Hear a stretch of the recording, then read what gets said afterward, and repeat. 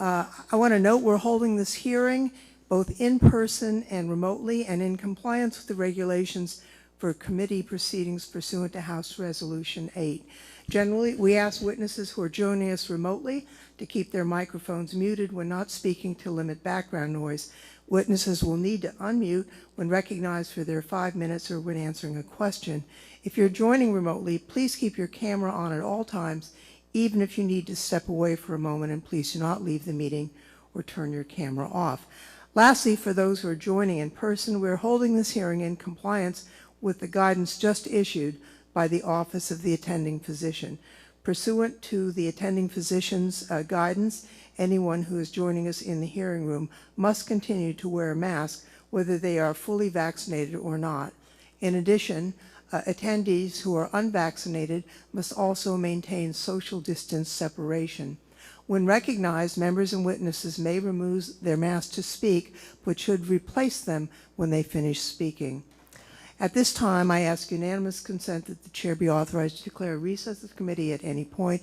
All members have 5 legislative days in which to revise and extend their remarks and have any written statements be made part of the record. And hearing no objections, that is so ordered. You know, election officials have faced unprecedented threats and harassment after they were unfairly blamed for election results in the 2020 election that certain politicians and voters did not like and did not want to accept. Last year, the threats for some election workers were so bad that they had to temporarily abandon their homes, spend their own money on increased home security, or even secure around-the-clock police surveillance. Election workers have had their young children and elderly parents threatened. For women and election workers of color in particular, the threats they've received have been particularly graphic and often include racist and gendered insults. Some election workers report that the harassment and threats are continuing to this day. A recent survey of election workers commissioned by the Brennan Center for Justice found that 1 in 3 election workers feel unsafe because of their job, and nearly 1 in 5 listed their lives being threatened as a job-related concern. Yet even in the face of these challenges and a global pandemic, election officials managed to run, quote, the most secure election in American history, according to a Trump official, with the highest turnout in more than 100 years. While the work election officials have done is heroic, several of America's political leaders have failed them. Former President Trump and his supporters have attempted to delegitimize the 2020 election results through the repeatedly debunked, quote, stop the steal movement fueled by the big lie, the unfounded theory that the 2020 general election was swayed by widespread voter fraud. This disinformation campaign has villainized election officials, many of whom believe that these claims are the reason that election officials are under attack. More than half of the election workers interviewed recently by the Brennan Center said that social media made their jobs more dangerous. Now, the threats to election officials have spread far beyond Trump and the Stop the Steal movement. In several states, party leaders have censured and replaced election officials who told the truth about the security and accuracy of the 2020 election. Dark money groups are taking advantage of and amplifying the spread of disinformation, weaponizing it to get legislation restricting access to the ballot introduced and passed in states. Legislators had introduced bills to impose criminal penalties on election officials who try to expand access to the ballot by taking steps like proactively sending mail-in ballot applications, and would subject poll workers to criminal penalties for removing partisan election observers accused of voter intimidation. Finally, state legislators have taken steps to divest local election officials of their power to run, count, and certify elections, turning elections into a partisan process subject to political interference. Congress has not only the power but the duty to act to address this deluge of subversive bills. To start, Congress should pass H.R. 1, the For the People Act, which would combat disinformation and prevent the kind of threats election officials have received.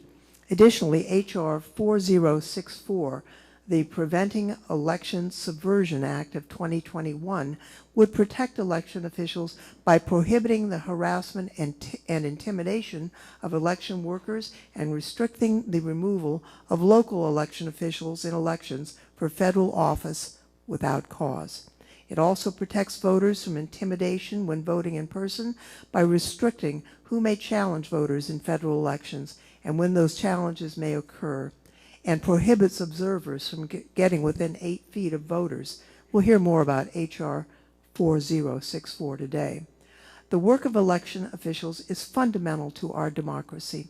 They are dedicated public servants who administer free and fair elections. American democracy would not survive without them, and Congress needs to take steps to ensure they are protected. I look forward to hearing from our witnesses today, and I would now like to recognize our ranking member, Mr. Davis, for his opening statements. Thank you, Madam Chair. Before I get started, I would like to point out that today's hearing was scheduled at the same time as a markup in the Financial Services Committee, which both of my colleagues, Mr. Stile and Mr. Loudermilk, serve on. Just so you know, Madam Chair, my staff has reminded your team on numerous occasions that with 2/3 of our GOP committee members on that particular committee, one that actually sets their calendar a month in advance, I'd ask for some consideration in the future to take a look at the Financial Services Committee hearing schedule. If I may address that, Mr. Davis, I know it is a concern and we do want the full participation of every member. However, I think it'd be more correct to say that they scheduled their hearing during our hearing because our hearing was noticed before theirs. We noticed our hearing on July 21st at 11:46 a.m.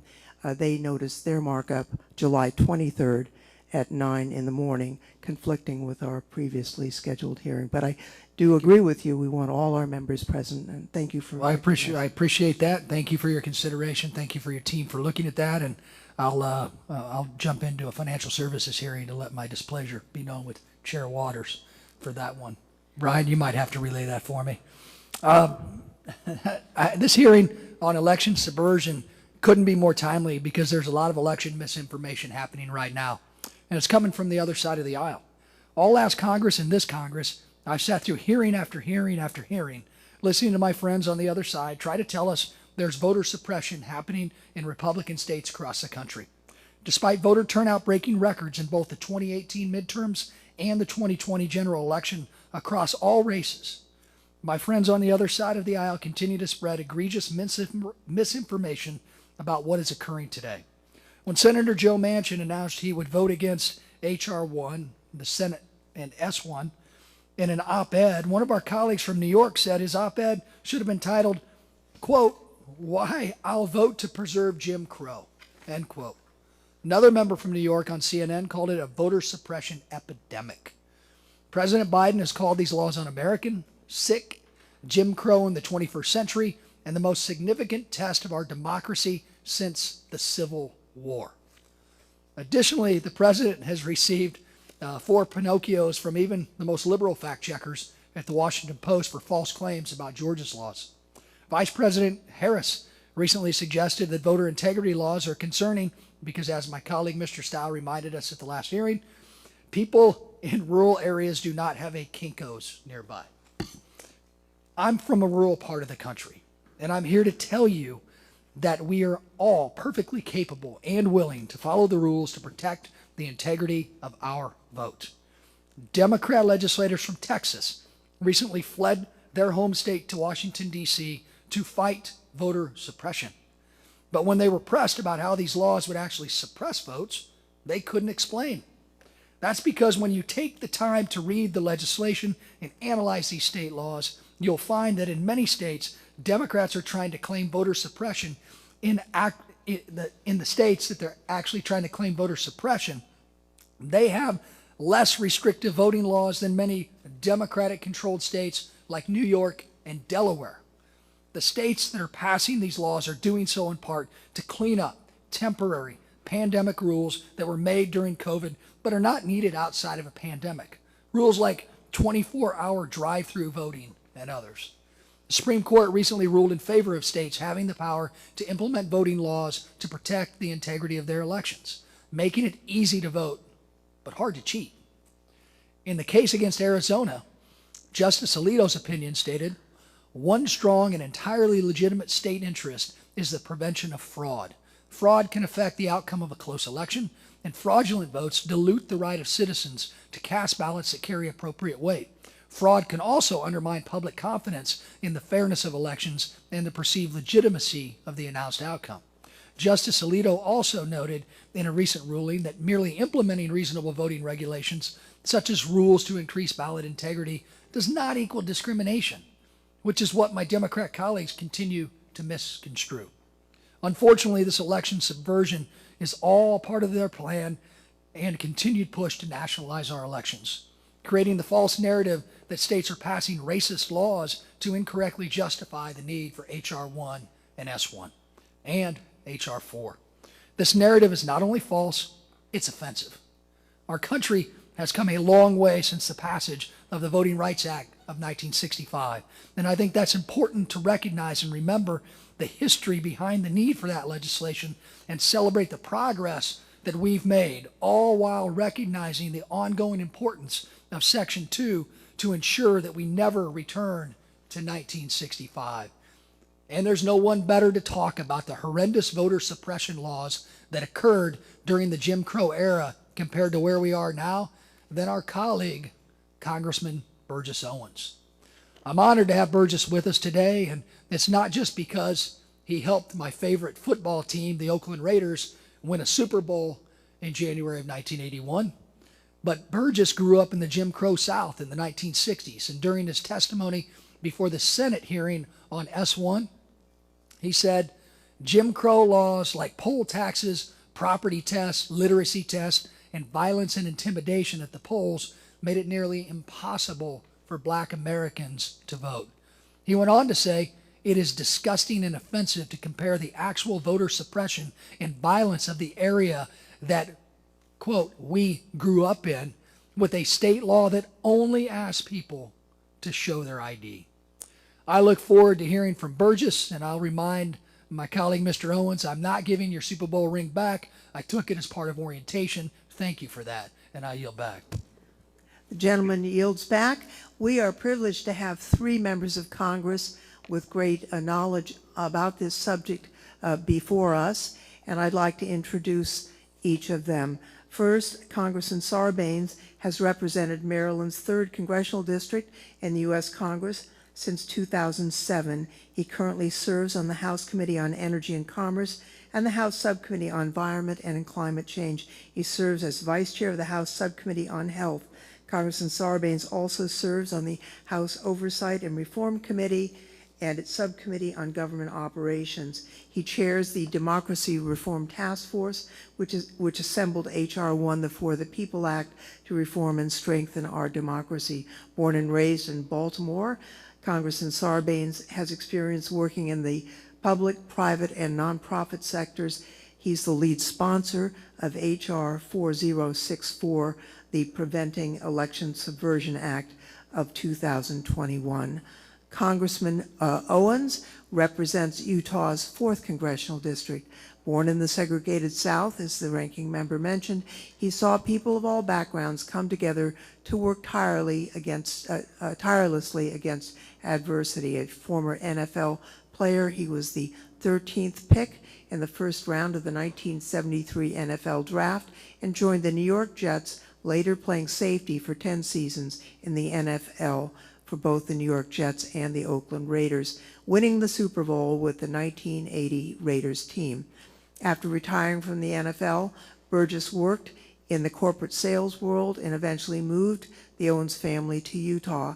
Before being elected to Congress, he started Second Chance for Youth, a nonprofit dedicated to helping troubled and incarcerated youth. He now serves as a member of the House Education and Labor Committee, and with me and Mr. Raskin on the House Judiciary Committee.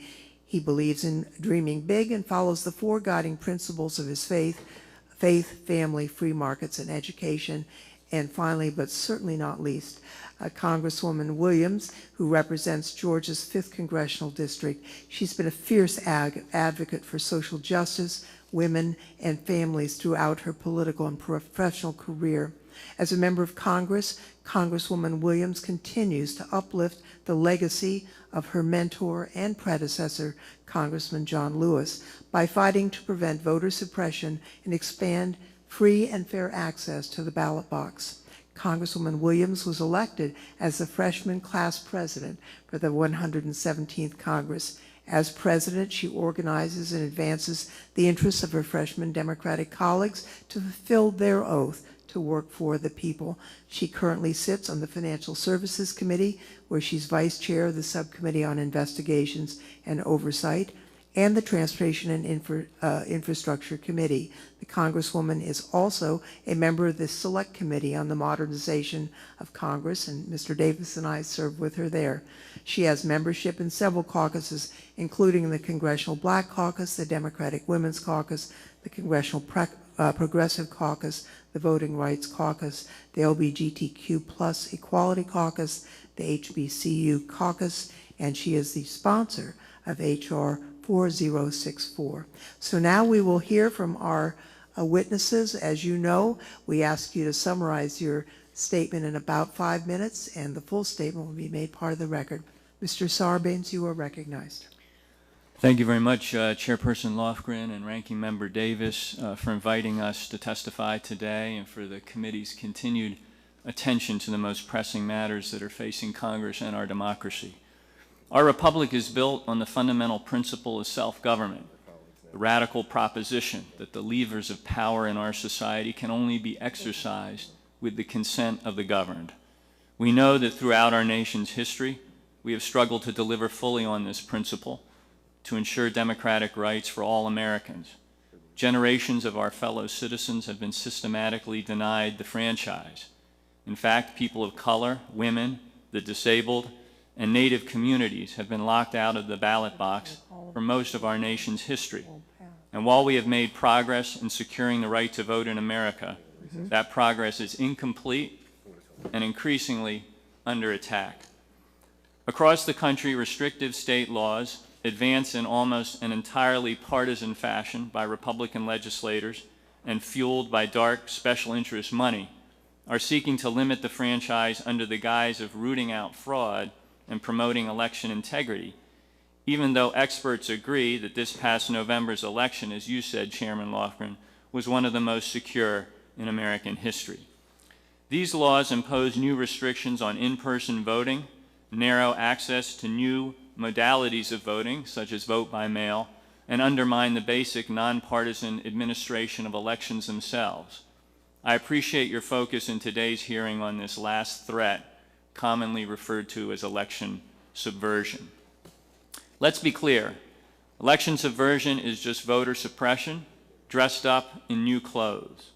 When a person's right to have their vote counted is ignored, abridged, or subverted, it strips them of their fundamental democratic rights. It suppresses their voice in their democracy. As Congress and this committee work to pass critical democracy reforms, we must recognize that the threat of election subversion and the threat of voter suppression are two sides of the same coin. As this committee knows well, the 117th Congress has been laser focused on building a stronger and more resilient democracy. This March 3rd, the House of Representatives passed the For the People Act, a bill our caucus labored long and hard to assemble with the help of Chairperson Lofgren and many of my colleagues on this committee and in this Congress.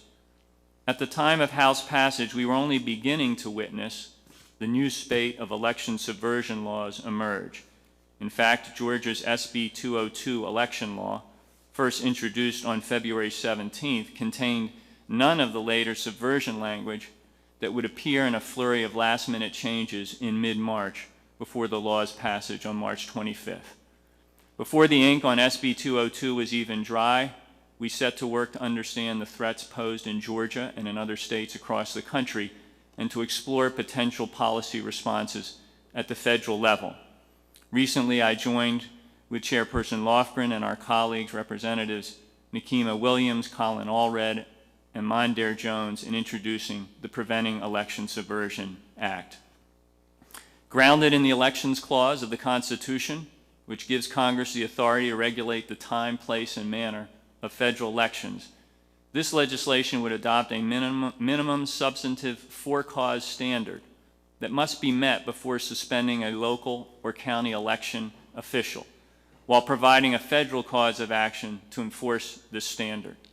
The proposal would also allow a local election official who has the responsibility for federal elections and who has been subjected to removal proceedings by a state board of elections to bring that proceeding into federal court for redress. The legislation makes it a federal crime for any person, whether acting under color of law or otherwise, to intimidate, threaten, coerce, or harass an election worker or to attempt such intimidation. Finally, the bill would establish a minimum buffer zone to limit how close a partisan poll observer may come within a voter or ballot at a polling location during an early vote period or on election day. We believe these measures represent an important contribution to our deliberations here in the House and with our Senate colleagues about the key democracy reforms in the For the People Act. By no means, though, do they represent the full universe of potential federal responses to the threat of election subversion. We continue to workshop additional policy approaches as we track new and more sinister subversion proposals at the state level that threaten to intentionally disrupt the nonpartisan administration of our elections. I thank the committee for your interest and look forward to offering any assistance and perspective I can in this critical effort to safeguard our democracy and preserve, protect, and defend the vote and the voice of every American. Thank you. Thank you, Mr. Sarbanes. A vote has been called on the floor, so I think we have time to hear from Mr. Owens and from Ms. Williams. Pardon me, and then we will recess and vote and return for the second panel. Mr. Owens, you are now recognized for 5 minutes. Okay. Thank you, Chairperson Lofgren and Ranking Member Davis, and members of the committee for this invitation to join you today on this hearing. And in April, I was invited to testify before the Senate Judiciary Committee hearing entitled Jim Crow 2021, the latest assault on the right to vote. The testimony I'll share with you this afternoon is similar to what I shared with that committee in April.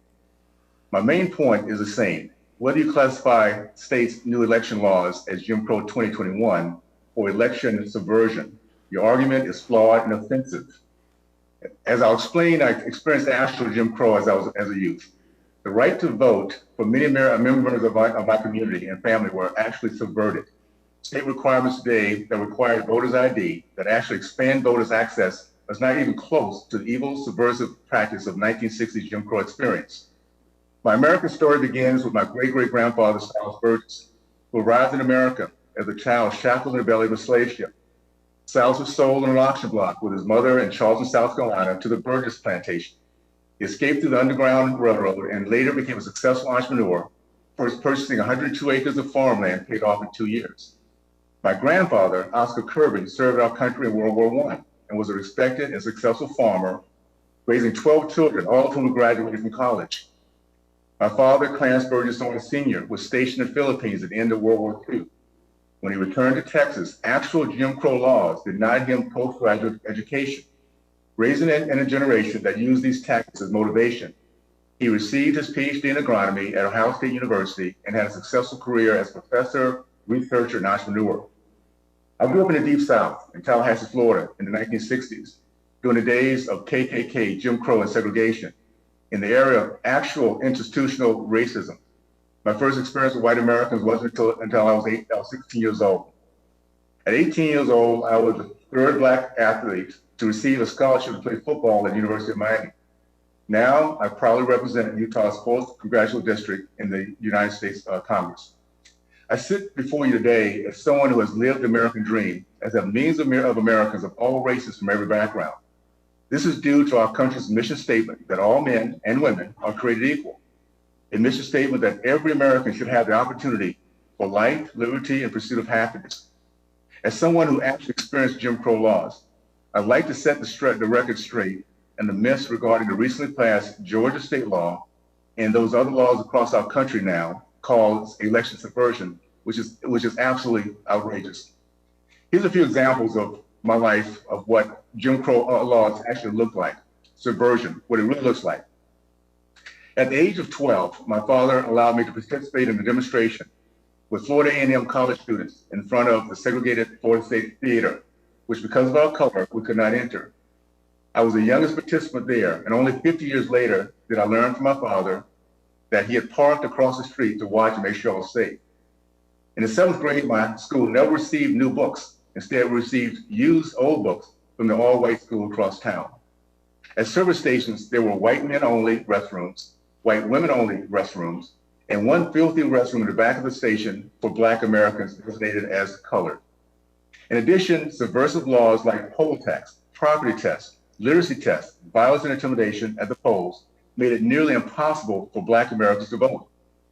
The section of the state law seeking voter integrity that has brought so much outrage from the left simply requires any person, regardless of race, creed, or color, applying for an absentee ballot to include evidence of a government-issued ID on their application. If a voter does not have the driver's license or ID card, that voter can use a current utility bill, bank statement, government check, paycheck, or other government document that shows the name and address of this voter. If a voter somehow can't produce one of the above forms of ID, that voter may still cast a provisional ballot. By the way, 97% of Georgia voters where subversion where Jim Crow tactics were charged includes Black Americans already have government-issued ID.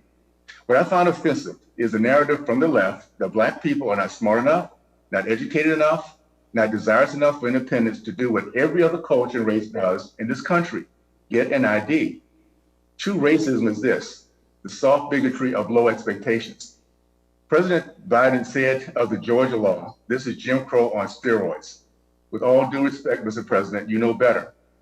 It is disgusting and offensive to compare the actual voter suppression and violence of the era that we grew up in with any state law that only asks people to show their ID.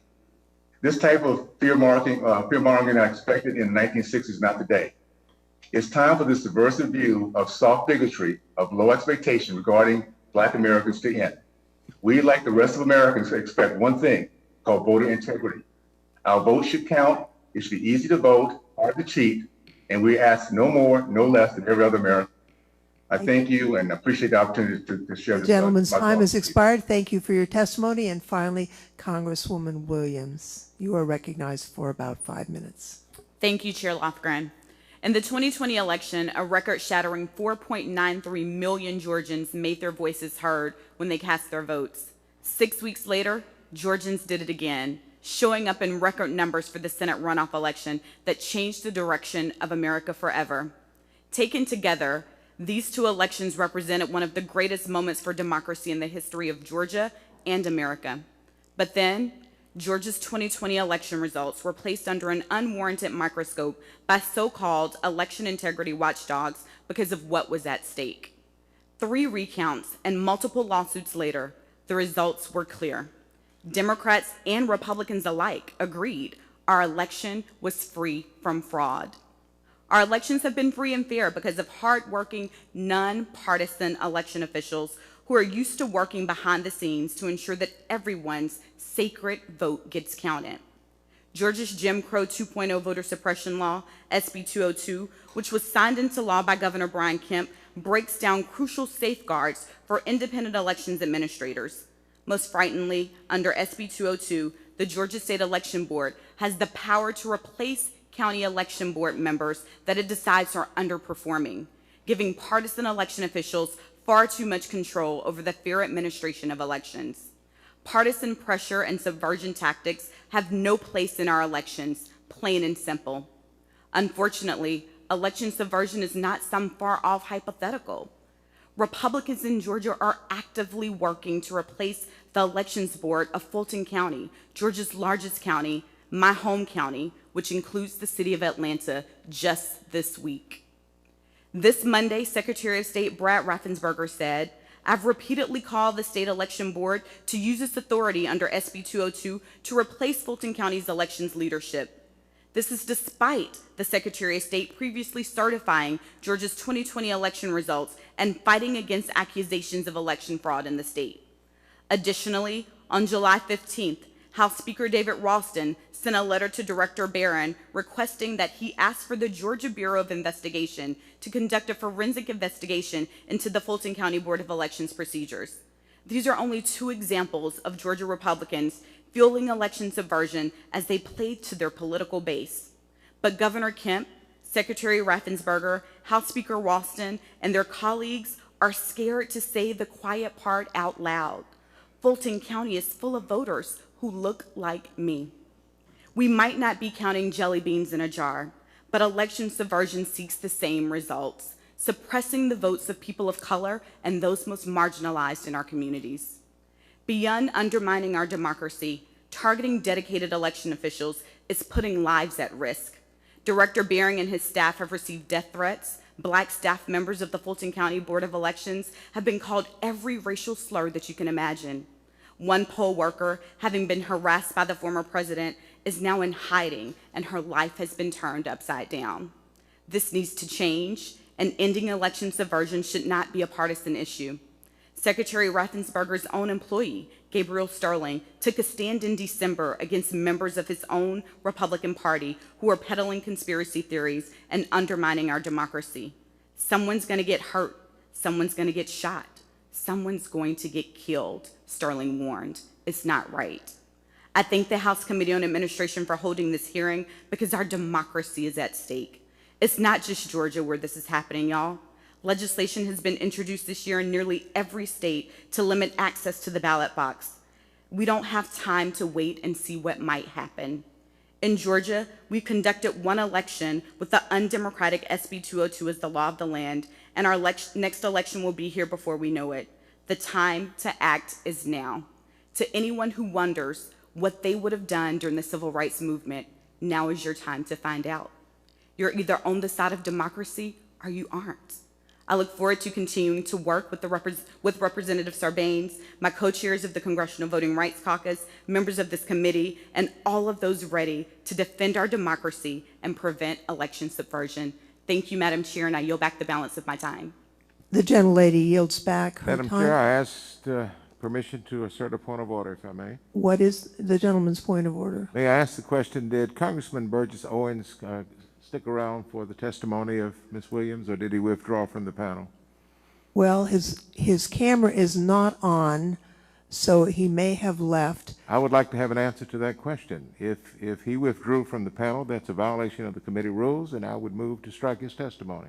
Well, I would ask that the gentleman suspend as a courtesy to the chair so we can discuss this further. We can bring this up later, but I think if he were here present and needed to go, we would accommodate that as we do to members. So let's discuss this further, and we'll, if necessary, we'll take it up after the recess. And we're now in recess for votes. We'll come back as soon as the votes are over.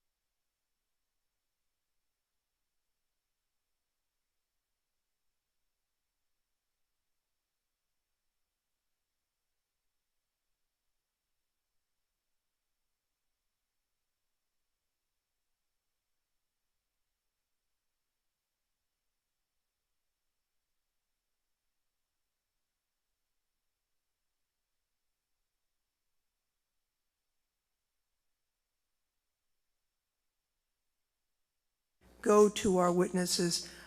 When we left, Mr. Butterfield had raised a point of order, which we had postponed for further discussion until after the vote. So, Mr. Butterfield, you are recognized. Thank you very much, Madam Chair. Before the break, Madam Chairman, I raised a point of order because I had a suspicion that Congressman Burgess Owens had withdrawn from the panel. I do not know that to be a fact, and so I need to establish the facts before I reach my conclusions. May I ask the ranking member if Congressman Owens was present when Ms. Williams testified and able to hear and see her testimony as if he would have if he were in the committee room? I don't know the answer to that. I know that Mr. Owens was going to vote like he would if he was in person because of the remote hearings and the proceedings that are so new. I think these are issues that maybe we can address in the future. I prefer that his words not be stricken because remote committee proceeding regulations only require that participating members keep their cameras on, not witnesses. If we continue down this path, we will argue that, you know, we're going to argue that he was not participating in the hearing. So, I mean, I think it's semantics on issues, and maybe we can get some clarification in the future. I think it's more than semantics, Mr. Davis. I mean, I sat here for 5 minutes and listened to a Black history lesson from the gentleman. I'm the oldest one in this room, if I'm not mistaken, and I lived in the South. I live in the South. My parents and grandparents grew up in the South. I lived and breathed and suffered the Jim Crow South, and I did not need the gentleman to come here today and to give me a 5-minute lecture on voter suppression for African Americans in the South. What I needed for him to testify today about was election subversion in 2020, which was what the gentlelady from Georgia was testifying about earlier. And I only wish he could have heard her testimony because it was very powerful. Madam Chair, I will be inclined to withdraw my objection, but I would ask the staff if they would forward a copy of Congresswoman Williams' testimony to the gentleman for his consideration. Will the gentleman yield? Yes. I'll forward a copy of Ms. Williams' testimony. I believe our team has provided written testimony for this entire hearing to Mr. Owens and his team. I'd be happy to relay that. I'm honored. I'm glad that you've decided to withdraw. I'm glad that we have another perspective of somebody that grew up in the Jim Crow South, not like I did not. I was in Iowa and Illinois, and I was not old enough. But to hear the perspectives from Mr. Owens and you and others, I think is important. So thank you for your withdrawal, and appreciate your friendship and consideration. And we will get that testimony to Mr. Owens and his team if we already have not. I will withdraw it. Thank you. The gentleman withdraws, and now we will go, and thanks to all members, we will go to our second panel. I'd like to introduce and reiterate, I think you heard at the beginning, for our remote witnesses, the rules require that you keep your cameras on at all times. If you're not speaking, we ask that your microphone be turned off or be muted to prevent background noise, and you can unmute it when it is your turn to speak or to answer questions. Each of you will be recognized for about 5 minutes, and your full statement will be made part of the record. So let me introduce our panel of witnesses. Gauri Ramachandran serves as senior counsel in the Brennan Center's Democracy Program. Her work focuses on election security, election administration, and combating election disinformation. She is currently on leave as a professor of law at Southwestern Law School in Los Angeles, California, where she has been granted tenure. She's taught courses in constitutional law, employment discrimination, critical race theory, and the Ninth Circuit Appellate Litigation Clinic. Her work is published in the Election Law Journal, the North Carolina Law Review, and the Yale Law Journal Online, among others. She received her undergraduate degree in mathematics from Yale College and her master's degree in statistics from Harvard University. While in law school, she served as editor-in-chief of the Yale Law Journal, and after graduating from law school in 2003, she served as law clerk to Judge Sidney R. Thomas of the U.S. Court of Appeals for the Ninth Circuit in Billings, Montana.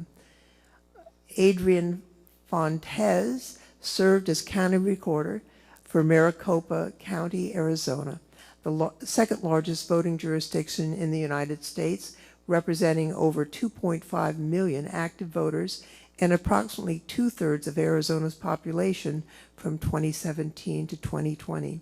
This position was the most recent in a long list of his service to his community and country. From 1992 to 1996, he served on active duty in the U.S. Marine Corps, and we thank you for that service, where he earned a nomination for Meritorious Commission. After being honorably discharged, he received his bachelor's degree from the Arizona State University before continuing on to the Sturm College of Law at the University of Denver. After law school, he served as a prosecutor with the Denver District Attorney. He worked in the Maricopa County Attorney's Office and then headed the Foreign Prosecution Unit at the Arizona Attorney General's Office. In 2016, he was elected to the office of the Maricopa County Recorder, where he served a 4-year term implementing national award-winning systems and procedures to improve accessibility and security for Maricopa County's elections, even amidst the immense logistical and personnel safety challenges posed on election administration by the COVID-19 pandemic. He remains a resident of Maricopa County, where he's raising his 3 daughters and practicing law. We have a Detroit City Clerk, Janice Winfrey, who is a native Detroiter. She's dedicated the last 13 years of her life to tirelessly and carefully servicing her community. When sworn into office in 2005, Clerk Winfrey accepted the responsibility to govern 3 charter-mandated roles: city clerk, official record keeper, and chief elections officer. In addition to her day-to-day duties as clerk and chief elections officer, Clerk Winfrey has also found time to improve her skills and advance her profession by completing courses and certifications in the Election Center Training Program, the International Association of Clerks, Recorders, Election Officials, and Treasurers, and the Michigan Municipal League. She's also a member of the National League of Cities. Clerk Winfrey is a graduate of Cass Technical High School, where she has been recognized as a distinguished alum, and the Eastern Michigan University. And finally, we have Ken Cuccinelli, who is the chairman of the Election Transparency Initiative. During the Trump administration, he served as the acting director of the U.S. Citizenship and Immigration Services, and then as acting deputy secretary for the Department of Homeland Security. During his tenure, Mr. Cuccinelli was a leading spokesman for the Trump administration on immigration, election security, and Homeland Security issues, and was appointed by then-President Trump to serve as an original member of the Coronavirus Task Force upon the emergence of the pandemic. In addition to practicing law for over 25 years, Mr. Cuccinelli served in state government in the Virginia Senate from 2002 to 2010, and as Virginia's Attorney General from 2010 to 2014. Mr. Cuccinelli earned a mechanical engineering degree from the University of Virginia, a law degree from the Antonin Scalia Law School at George Mason University, and a master's in international transactions from George Mason University. We will recognize, as I say, each of you for 5 minutes. For those of you who are testifying remotely, there's a little clock on your screen that will tell you when the time is clicking down. For our witnesses who are present in the chamber, we have a set of lights, and when it turns yellow, it means there's a minute left, and when it turns red, it means your time is up, and we surely would ask you to summarize. And we hope to get through this panel entirely and our questions before the next round of votes. So let me turn first to Ms. Ramachandran. You are now recognized for 5 minutes. Thank you. Chair Lofgren, Ranking Member Davis, and members of the committee, thank you for the opportunity to discuss this critical issue today. This spring, the Brennan Center for Justice commissioned a national survey of election officials, which Chair Lofgren has mentioned. To repeat, we found that roughly 1 in 3 election officials feel unsafe because of their job, and approximately 1 in 6 listed threats to their lives as a job-related concern. In order for democracy to function, we cannot accept this situation.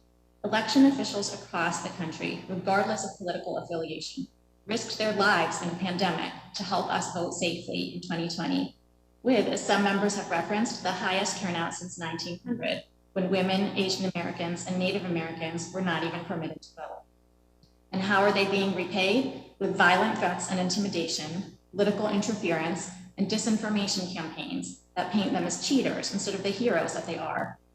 As I indicated in my written testimony, I hope to make 3 points today. First, violent threats against election officials and associated election disinformation are ongoing problems. They are threatening the security of our elections. Congress should provide support for the protection of election officials and workers. Second, the Election Administration Commission and the Cybersecurity Infrastructure Security Agency have worked to help with combating election disinformation and malinformation, or doxing. This includes their work to promote auditable paper ballot systems. This work should continue with support from Congress. Third, Congress should protect election officials from partisan interference. This spring, we partnered with the Bipartisan Policy Center and the Ash Center for Democratic Governance and Innovation at Harvard's Kennedy School.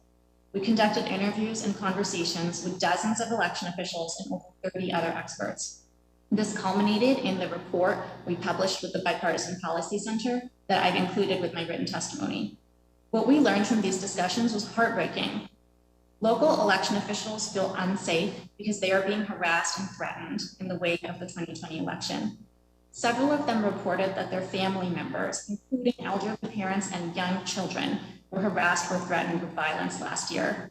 Multiple election officials told us that the persistent harassment forced them and their families to flee their homes and seek mental health treatment for their children. And when they reached out to law enforcement for help, the response was often insufficient to ensure the official and their family felt safe. In addition to the appalling harassment and threats, many experienced interference by partisan and political leaders. Former President Trump famously placed a phone call to Georgia Secretary of State Brad Raffensperger, in which he pressured Raffensperger to, quote, find 11,780 votes. But we also found that less sensational forms of this disturbing political interference abound. Many state and local party leaders have censured officials who simply told the truth and refused to undermine the legitimacy of the 2020 election. A law was passed in Georgia that replaces the Secretary of State as the chair of the state elections board with a legislative appointee. Other states have introduced bills that would criminalize acts like sending mail ballot applications to voters. Virtually every election official we spoke with indicated that this behavior is partially driven by mis and disinformation about the election. Lies about the election, in particular the lie that it was stolen, serve to instigate and legitimate attacks on election officials. One official compared the attempt to combat online disinformation using truthful information to screaming into a hurricane. Ongoing partisan reviews being conducted in places like Maricopa County present an example happening in real time how false claims of election discrepancies can be amplified by prominent voices. And the disinformation campaigns they fuel continue to harm election officials. When Secretary of State Katie Hobbs in Arizona spoke out against the incompetent review, credible threats against her increased, and the governor was required to provide her with a personal security detail. Our report identifies a number of solutions to these threats, including 3 ways Congress can help. First, the Department of Justice recently announced a task force to address the rise in threats and intimidation. Legislators should consider funding for safety training, including how to protect one's personal information and physical security of election offices. Second, the underlying problem of disinformation is daunting, and the private sector will likely need to play a large role. Social media companies should choose to promote truthful information over conspiracy theories, and hearings like this also play a role. Finally, Congress can explore legislation that protects election officials from partisan removals. Thank you for the opportunity to testify today. I look forward to answering your questions. Thank you very much. We'll turn now to you, Mr. Fontes. You're recognized for 5 minutes of testimony. Thank you, Chair Loughran, Ranking Member Davis, and members of the committee. Thank you for the opportunity to testify today about I think your microphone is not on. Thank Could you for the press- opportunity to testify today about the threats against state and local election officials and our democracy. In 2018, one of my 3 daughters picked up a package on our front porch and brought it into the kitchen. Because of a recent threat against me, the bomb squad was called to conduct an investigation in my home. 2 years later, in the aftermath of Election Day 2020, armed protesters gathered outside of the Maricopa County Election Center, demanding that we count all of the ballots. Ironically, that's exactly what we were doing. But the misinformation and disinformation that had built to fever pitch motivated some of these people to corner one of my staff members outside the door, forcing what was effectively a rescue by law enforcement officers and other staff members. This is not a story about some deteriorating third world democracy on the verge of authoritarianism. This is America today. And unless everyone does their part and the truth prevails, we will face a level of uncertainty in this nation never before seen. My name is Adrian Fontes. I'm a graduate summa cum laude of the Arizona State University and the Sturm College of Law. You heard my bio, so I'll cut it a little short, except to say to any members of the United States Marine Corps or alums thereof, Semper Fidelis. But I don't come here as any one of those sorts of titles. I come to you as a county election official. I come to you representing the concerns, the stresses, the worries of tens of thousands of local, county, and municipal officials, appointed and elected temporary and permanent employees, volunteers, poll workers, clerks, election judges, marshals. We have dozens of titles, but most importantly, we are all Americans. I greatly appreciate that you have invited our voices into this conversation, and we encourage you to continue to listen to the voices of the folks who are most directly responsible for making our democracy work in service of this republic. We need your help. We need your protection. There's one more group I have yet to mention who will also get greater protection under the proposed legislation, and they're the single most important group of people in our democracy: voters. And they deserve your protection from intimidation and harassment as well. My written testimony describes the following in much more detail than I can get into. Many of the security and integrity measures that we put in place in Maricopa County, which resulted in an honest, fair, and safe election in 2020. The subversive efforts of the former administration and anti-democratic factions, which further perpetuate the mythologies and the widespread voter fraud, and how that's leaving election administrators as potential victims to threats of violence, harassment, and possibly physical harm. The harassment and threats of violence against election workers in Maricopa County I and my team experienced during my term in office and beyond are also there. And we speak a little bit in my written testimony about the coordination that we entered into with federal, state, and local law enforcement agents and other safety agencies. But before I conclude, I must express my gratitude here on the record to those people that I'm asking you to protect. I won't name them because they know who they are, and sadly, mentioning their names could actually result in additional threats against them. Their professional staff at the Maricopa County Recorder's Office and Election Department did the nearly impossible in just 4 years. We added 500,000 more voters to our voter rolls. And between 2016 and 2020, we saw 600,000 more ballots cast in one county alone, even during a global pandemic. That is access. This is work the whole team should be very proud of, and there's no level of lies, false conspiracies, fraudsters, or fools who will take away from these amazing people the work that we all accomplished. The Maricopa team, like teams around the nation, should stand proud for the work they did in 2020. It was a successful election, and nobody will ever take that away from the tens of thousands of Americans who did that work. I strongly support legislative efforts to protect election officials in Arizona and across the country from harassment, intimidation, threats, and political interference so that they can safely perform their duties to serve voters and protect election integrity. I deeply appreciate this committee's willingness to call attention to the ongoing national threat against state and local election officials and our democracy. I thank you, Chairwoman Lofgren, for your time, and I look forward to all of your questions. Thank you very much for that testimony. Clerk Winfrey, you are now recognized for about 5 minutes. Chairperson Lofgren, Ranking Member Davis, and members of this committee, thank you for the opportunity to testify about the threats facing election administrators in Detroit and across this country for simply doing our jobs. I am the city clerk and chief election official for the city of Detroit. In this elected, nonpartisan position, I'm chiefly responsible for keeping the official records and documents for the city of Detroit, clerking the council and administering all elections. Detroit, also known as the Motor City, is nationally recognized as a comeback city.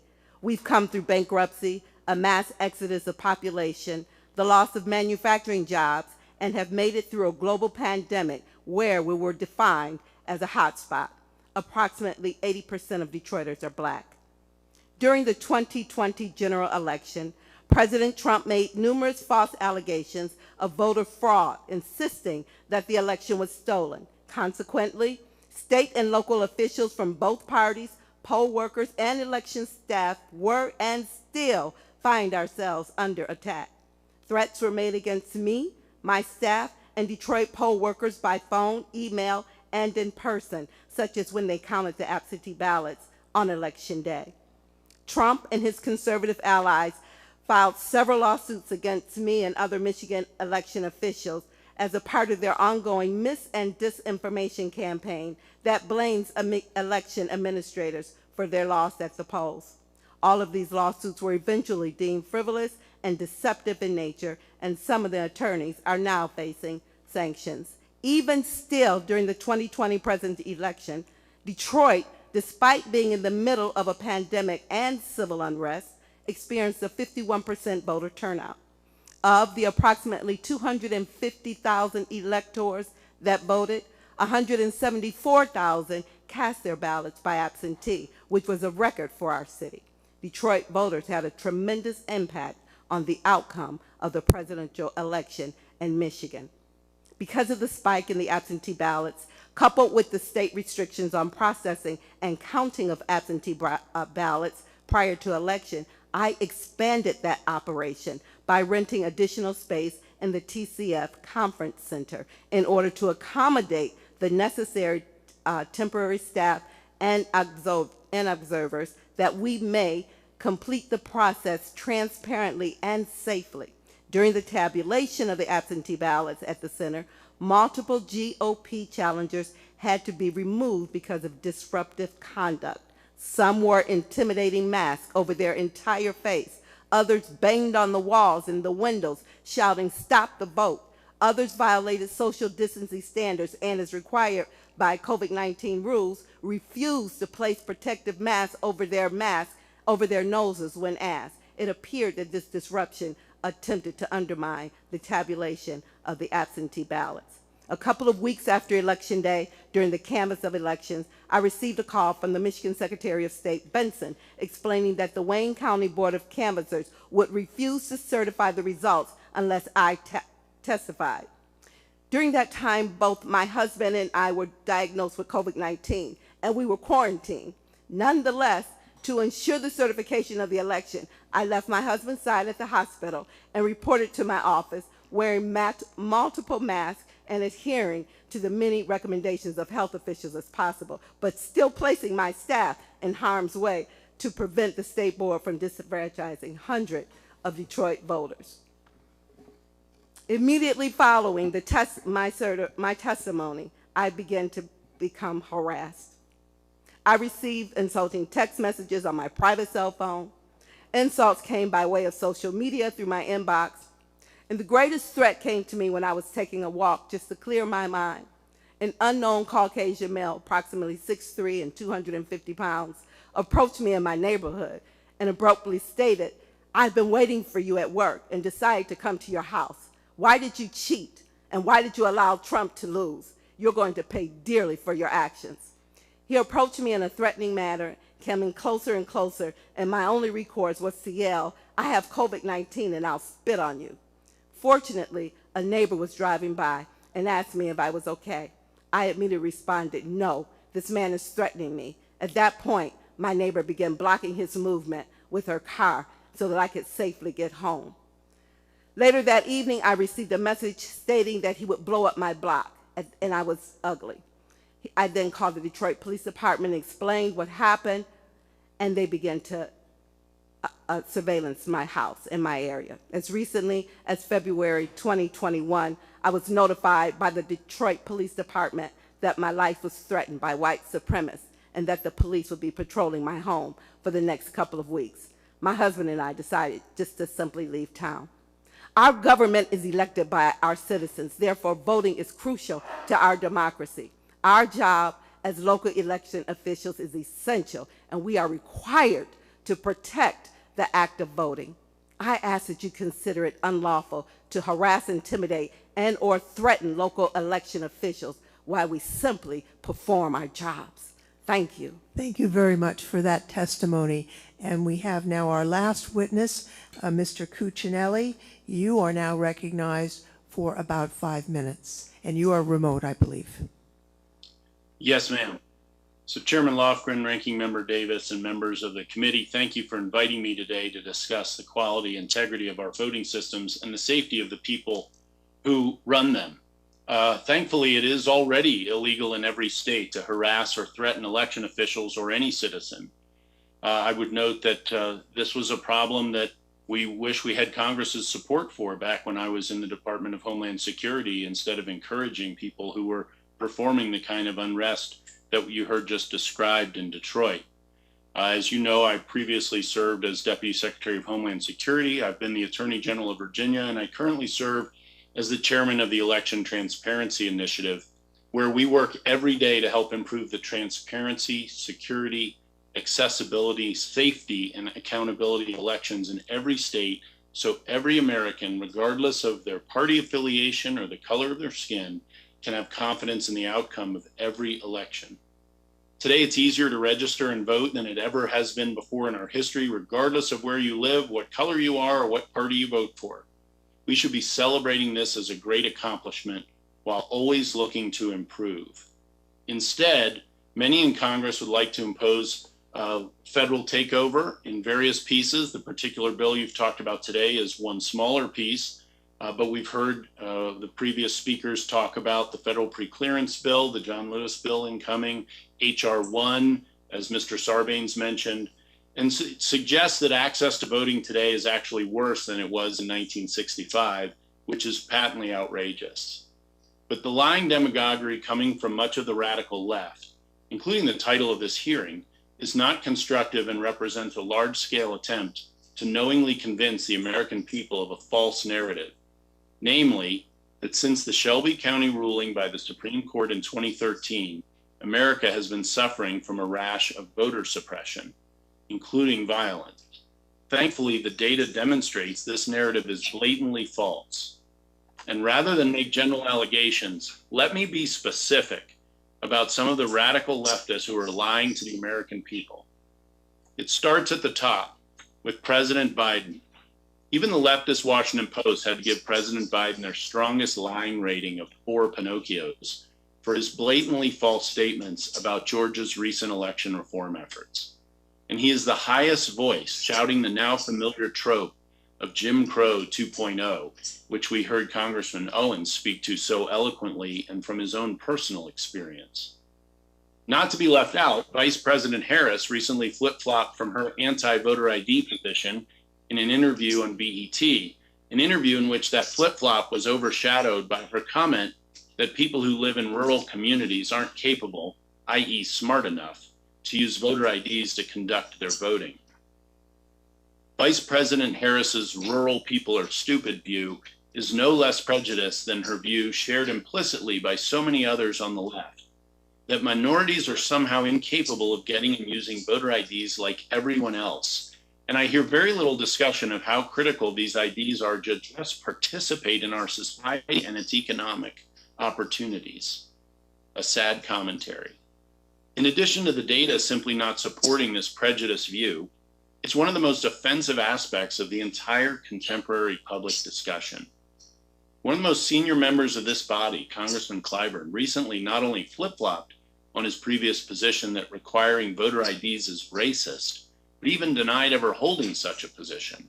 And beyond just that, He further denied that anyone in Congress ever held such a position. Given that members of this very committee have suggested that requiring voter ID is suppressionist at least, or racist at worst, you all know Congressman Clyburn's denial was without foundation. And like President Biden, Congressman Clyburn also earned the Washington Post's 4 Pinocchios rating for his lies on the subject. Of course, no list of lying left-wing race baiters would be complete without Stacey Abrams, who, like Congressman Clyburn, both flip-flopped on her voter ID is racist position and denied ever holding such a position. And most recently, Pennsylvania Governor Tom Wolf staged a spectacular flip-flop of his own, suddenly declaring he is now open to changing the state's voter ID laws less than 3 weeks after vetoing a common sense piece of updating legislation that included voter ID provisions called the Voting Rights Protection Act, brought forward by their General Assembly. What do these flip-flopping race baiters have in common? 2 things: timing and polling. What do I mean?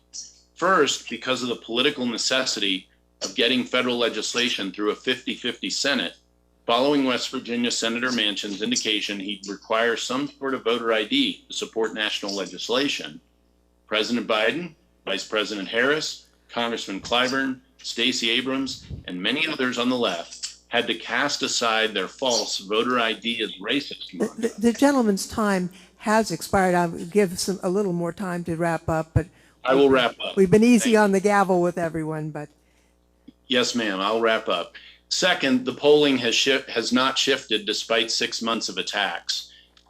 American people still support access and integrity measures, which continue, even in this hearing, to be called voter suppression. And I'll wrap my time up. I look forward to discussing these subjects further. Thank the chairwoman for the additional time. the gentleman's time has expired. This is now the time in our hearing when members of the committee may pose questions for 5 minutes to the witnesses. I'll turn first to our ranking member, Mr. Davis, for questions that he may have. First off, thank you, Madam Chair, and thank you, Mr. Cuccinelli, for your testimony today. We've had a lot of debate about Congress's role in federal elections. Republicans believe that states have the primary role in administering elections and that Congress's role is purely secondary. At our last committee hearing, we heard testimony from the majority's witnesses suggesting that the Elections Clause gives Congress carte blanche power over how states administer federal elections. Mr. Sarbanes' bill goes into excruciating detail explaining why Democrats think they can nationalize elections. Now, Mr. Cuccinelli, do you agree with their interpretation of the Elections Clause?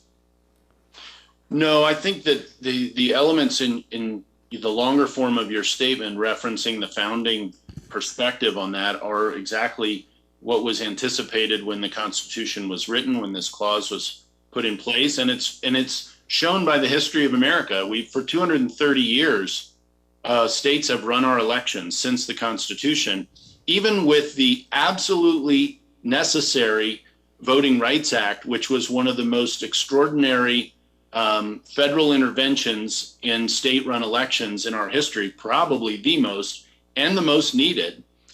Even that was recognized by the Supreme Court as resulting from extreme circumstances that absolutely existed at that time that have been remedied, as the Supreme Court has also said.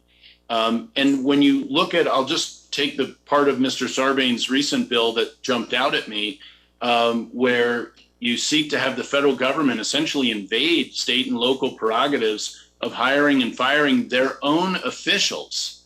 This is an area that has been dealt with to some degree, not squarely, but to some degree in 10th Amendment litigation. This is an area where the federal government simply doesn't have the power to go in and tell a state how to do its business. Well, thank you. And I think you would agree, Mr. Cuccinelli, that Congress's role in this space is really not getting involved except in incredibly serious situations, right? I think that is both the history, and I think there's an extraordinary amount of support for that position just from the founders who wrote and passed the Constitution. So I think that's the predominant legal view out there. Of course, it's never been fully litigated all the way out. And so I ascribe to the 80-20 rule as a litigator, but that is where the preponderance of the scholarship resides. Well, thank you, Mr. Cuccinelli, again. Mr. Fontes, as you know, this committee sends out official government staff to observe the administration of federal elections under its authority under House rules and the Constitution. During the last election, Maricopa County unbelievably refused access to any congressional observers, both Republicans and Democrats, who were forced to peer through a lobby window in order to see any of the process. Isn't sunlight the best disinfectant? Why should observer access be limited? Madam Chair, Mr. Davis, I don't know if I have to go directly through the chair in these hearings. No, just the witness can answer. Thank you very much. Mr. Ranking Member, I'm not exactly sure where you're getting your facts from, but authorized observers who were authorized according to Arizona state law, and I know you're a proponent of states making the rules, had all of the access that was required and granted as appropriate in Maricopa County during the entire 2020 election cycle. Well, we'll get you some evidence from our official election observers from the House as to the problems they had, and I certainly hope we can work better together in the future to make sure that doesn't happen to either side when we're out doing our constitutional duty. How much money did you budget to administer the 2020 elections? Mr. Davis, we budgeted well over $23 million. The issue that we ended up having, of course, was the global pandemic that I don't think anybody finally realized the impact financially. So it ended up being a heck of a lot more than that we spent. Public outreach, safety equipment, PPE, finding and locating new places where we could have our vote centers so that folks could vote at appropriate social distances and so forth. So the number of dollars that we budgeted certainly didn't amount to what we ended up paying. Does that number include the CARES Act money that Maricopa County got? And I believe that's $399 million. Well, that would not have been included in the budget because the CARES Act was passed way after our budget was passed, sir. Okay. Well, I see I'm out of time, so I will yield back. Thank you. The gentleman yields back. Mr. Raskin is participating remotely. Mr. Raskin, you are recognized for 5 minutes. Thanks so much, Madam Chair, for calling this really important hearing. Mr. Fontes, in your testimony, you talk about all of the security measures that Maricopa County had to undertake during the 2020 election, including bringing in a SWAT team where you were counting ballots in order to prevent for the possibility of violence or turmoil in the event that the armed protesters outside the building got in. Can you explain how the security situation and the threats you received affected your operations and the staff? Thank you, Mr. Raskin. The threats really were certainly not anticipated, and they had a significant and severe impact on the staff. Some of the impact included folks having to deal with circumstances well beyond just what happened at the time. The anxiety, it was very difficult at some point after the election, once a lot of the threats and the protests outside of our building happened, to make sure that election workers would come back. Folks had to be escorted back and forth to their vehicles by armed guards of the Judicial Protective Services and the Maricopa County Sheriff's Department. And it's not a normal situation when fully armed and fully armored SWAT teams have to be present, because that's what security officials recommend. When folks are outside armed with AR-15 style and AK-47 style weapons, essentially threatening to storm the building. And that's a kind of a stressful situation that no civil servant, no election administrator should ever have to deal with. But they came through. And I have to say again, I'm incredibly grateful to the tens of thousands of people across the country, but particularly my team at the Maricopa County Recorder's Office and Elections Department. They came through with flying colors under the worst situation. Well, thank you for that, and thank you for your service. Ms. Ramachandran, you found, as part of this Brennan Center for Justice survey of election workers nationwide, that 1 in 3 election workers feels unsafe because of their job, and 1 in 5 say that their lives have been threatened in the context of their work. You spoke to a lot of elected officials in the drafting of this report. Can you explain what is going on out there? Are they afraid of the kind of violence that came to the House and the Senate on January 6th, where 140 of our police officers were wounded and injured and ended up in the hospital? Thank you for the question. I would say that in speaking to numerous election officials from members of both parties, by the way, we spoke to both Republican and Democratic election officials.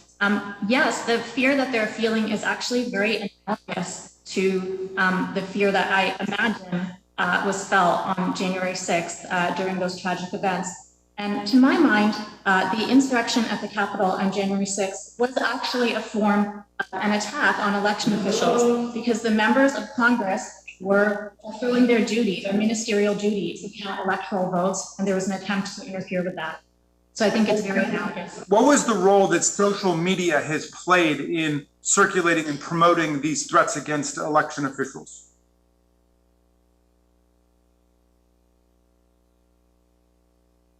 Who is that question directed to, Mr. Raskin?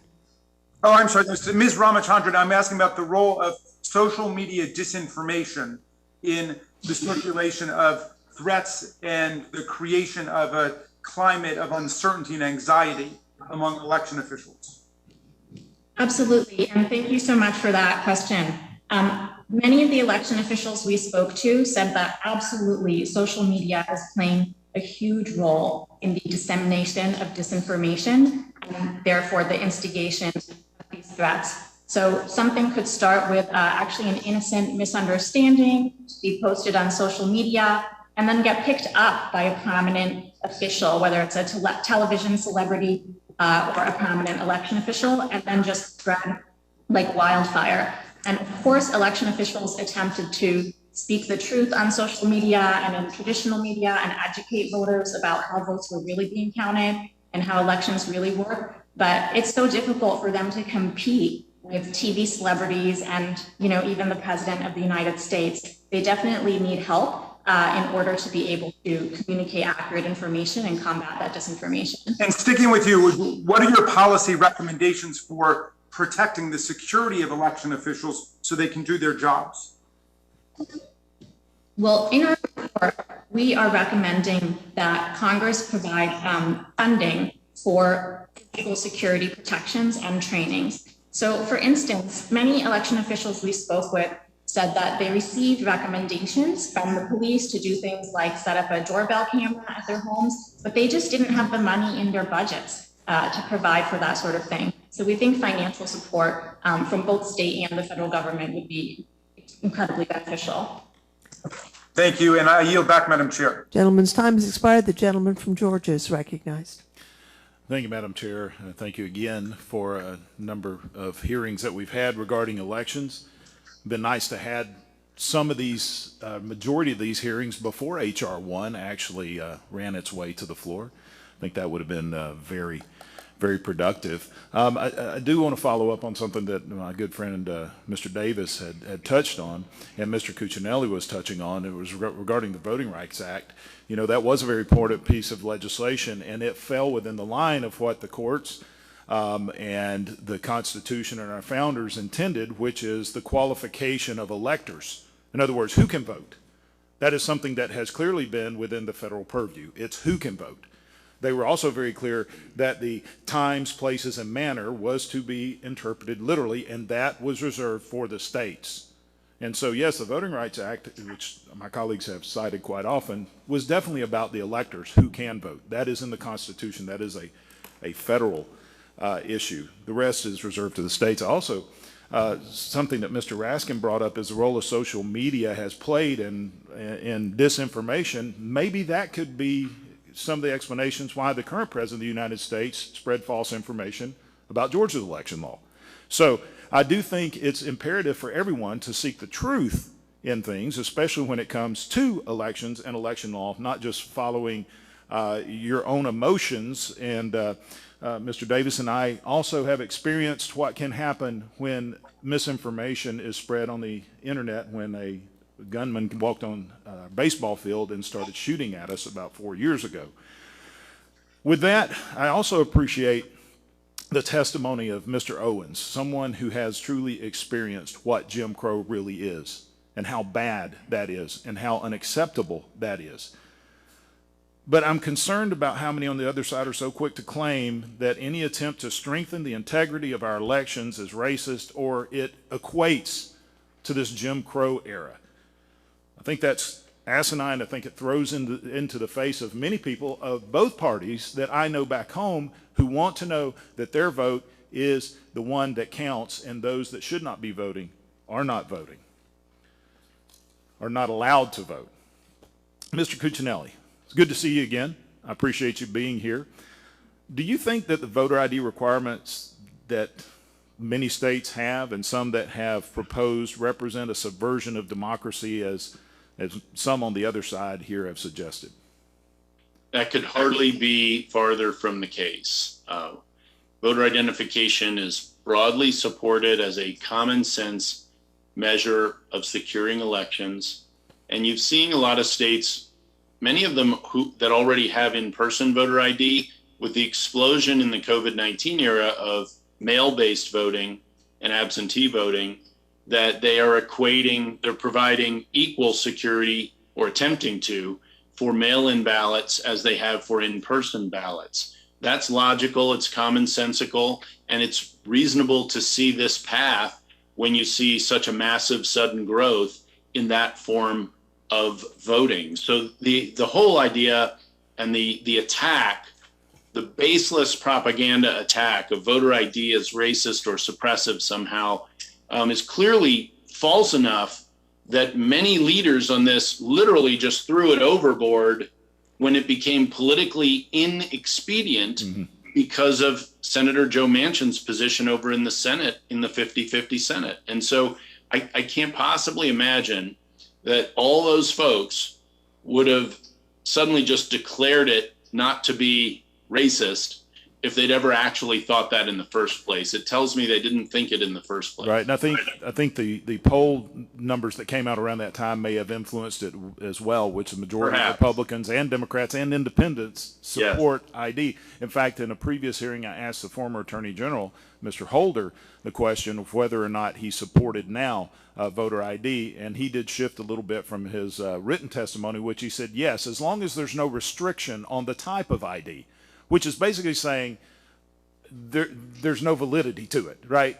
Well, but realize that every state that requires voter identification today offers it for free. Right. So the burden has been reduced enormously. And also keep in mind that folks that don't have any kind of identification would have an extremely hard time participating fully in our society as it operates today. So this goes well beyond voting, and it should be one of those things that, as ordinary Americans do, that we should all be able to agree on. All right. Well, our chair has been very generous with her time, but I don't think she's going to give me the time to go into another question right now. But thank you very much, and I appreciate you and your time with us. Gentleman yields back. Mr. Butterfield is recognized. Thank you very much, Madam Chair, for convening this very important hearing on election subversion, a growing threat to electoral integrity. This is a very necessary conversation that we must have. Thank you to the four witnesses for your testimony today. It's been very valuable in this process.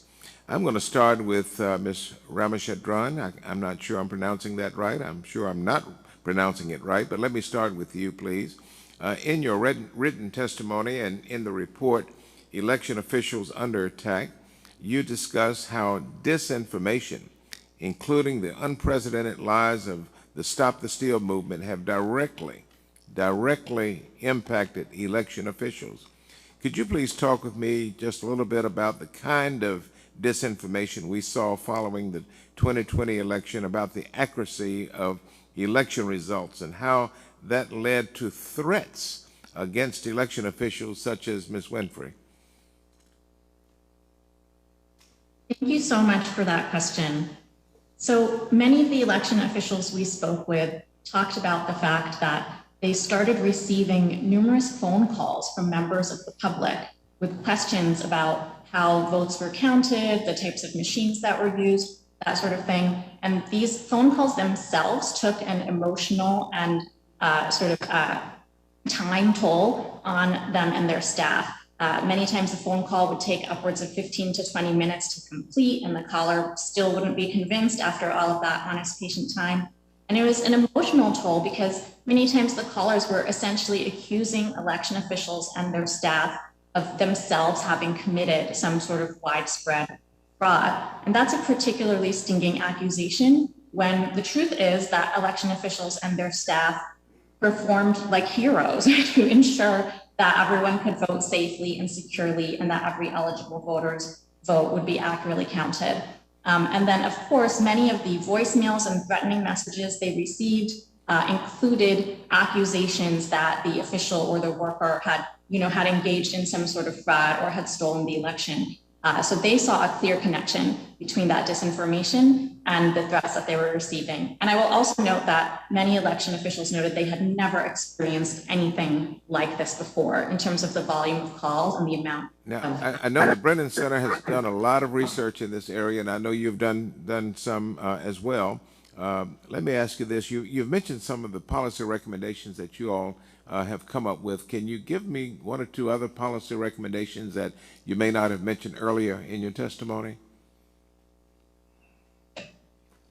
Sure, and thank you so much for that opportunity. So one of the recommendations I didn't go into detail on is really a recommendation for the private social media companies. And that is that they could use, if they had a list of the more than 8,000 verified local election officials in the United States, they could use that registry to amplify the voices of those election officials with truthful, accurate information so that they would have a chance against the flood of lies from more prominent and famous folks that sometimes try to spread these things. All right, let me go to the distinguished clerk from the great city of Detroit. Thank you very much for your testimony. First of all, Madam Clerk, in your testimony, you describe what I would call a horrific experience of having to defend the election that you oversaw while battling COVID-19 and being physically threatened. And I'm sorry you had to go through all of that, and I think your reaction was very normal, as it would be for any other person in that situation. How have these threats and the intimidation and the unfounded questioning of the validity of the elections process impacted your staff? You talked about the impact that it had on you and your family. Let's talk about those hard-working men and women on your team. How has it impacted them physically, emotionally, and mentally? Yeah, so a number of my senior staff decided to take off work to do the FMLA.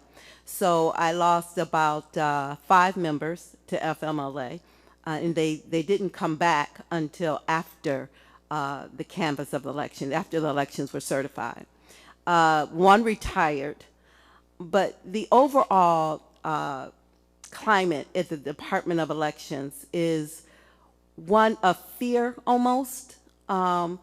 People are wanting to retire. Those of us that came down with COVID-19, two of my senior staff were hospitalized with it. Because this was all happened after the election.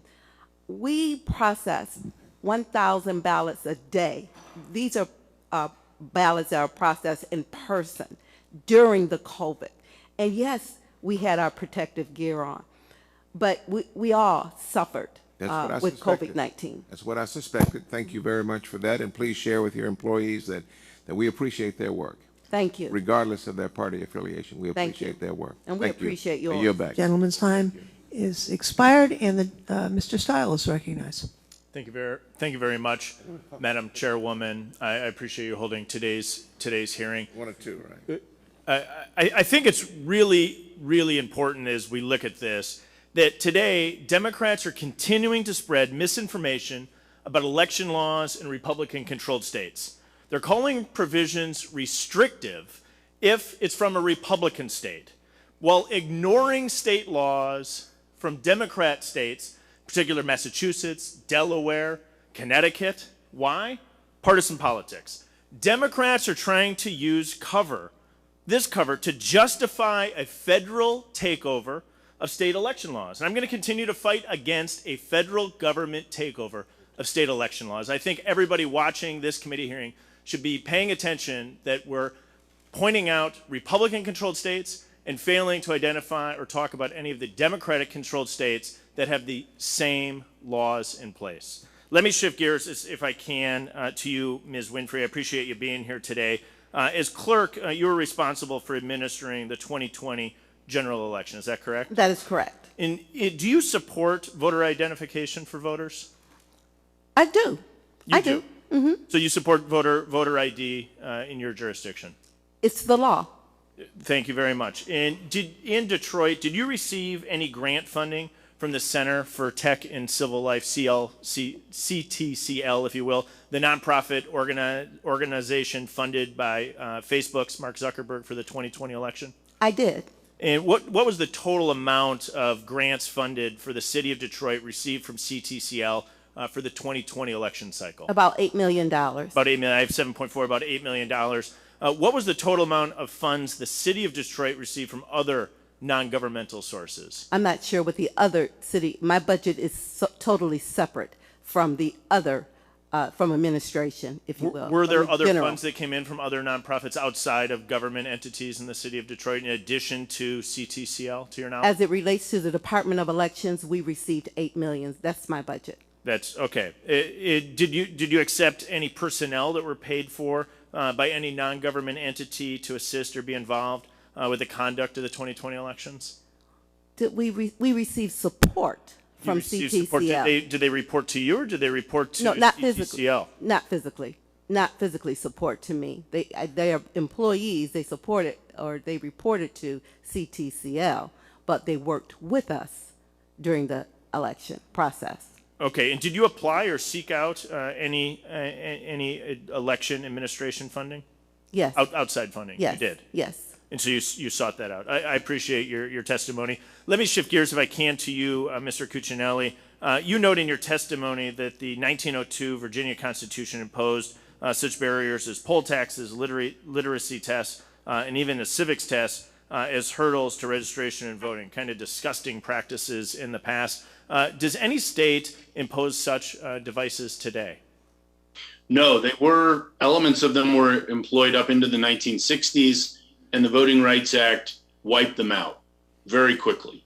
And they have not been in use anywhere in the United States since very shortly after the Voting Rights Act went into effect. And so would you say that there's definitely always room for improvement, that the U.S. is fair to say we've made pretty drastic strides from 1965 to 2021? Well, the numbers show it. I put some of them I pulled a New York Times graph there for my statement. You can see the massive increase in African American participation, which is particularly relevant in a state like Virginia, where Black citizens are a fifth of our state. So that's a critical improvement. It's measurable all across the country. And not every state is the same, but we've come a long, long way wiping out those differences. Appreciate it. Let me keep rolling here because I got limited time. If you in particular, I think you quite correctly note that many, I think we have just been ignoring, is that Section 2 of the Voting Rights Act, which outlawed many of the discriminatory voting practices referenced earlier by me, remain on the books. How should Section 2 be employed, in your opinion? Section 2 should be made permanent and should be used as it's written to root out actual discrimination, which was also addressed in the Brnovich case recently. And it's still there to be used that way. Some people in the Congress talk as if it isn't. And final question for you. Do you support voter identification for voters? Photo identification and voter identification, yes. Thank you very much. Madam Chairwoman, I will yield back. The gentleman yields back. The gentleman from California is recognized. Thank you, Madam Chair, and thank you to our witnesses. Mr. Fontes, last week, the former Republican Secretary of State, Ken Bennett, was barred from his own audit. As I understand it, he's working with the state Senate on that audit within the state of Arizona as they continue to engage in actions on the false premise of misconduct during the 2020 elections. The audit's being focused on Maricopa County, where you used to work. Can you please explain how misinformation and disinformation campaigns that balloon into these ridiculous audits affect our nation's election integrity efforts and the dangers of partisan audits being conducted by individuals who don't have any experience? Thank you for the question, Mr. Aguilar. I think the first piece of misinformation and disinformation is actually calling what's happening right now in Arizona an audit. It is nothing of the sort. It never has been, and it was not intended to be. And I don't know any auditor who has any sort of professional certification who will stand by what is happening with Maricopa County's 2020 election, its ballots, its equipment, its data and information, and audit. That notwithstanding, misinformation and disinformation has moved a lot of normally reasonable people in Arizona and across the country to question what is a normal exercise conducted by average citizens just like you and me and anybody else out there.